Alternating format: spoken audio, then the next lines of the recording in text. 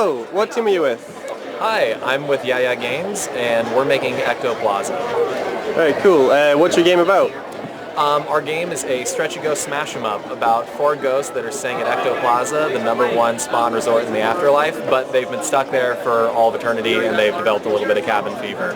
So the goal of the game is to stretch and smash your way across the plaza, smashing into other players, and because they're ghosts, when you do that, they drop ectoplasm, you collect that, and that's the game.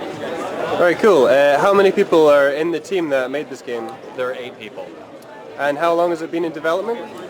It has been in development for roughly 7 weeks. Alright, so just the duration of Dare? Correct. Alright, cool. Thank you very much. Alright, cool. Take care. Hello, and welcome to my review of the Dare version of Ectoplaza.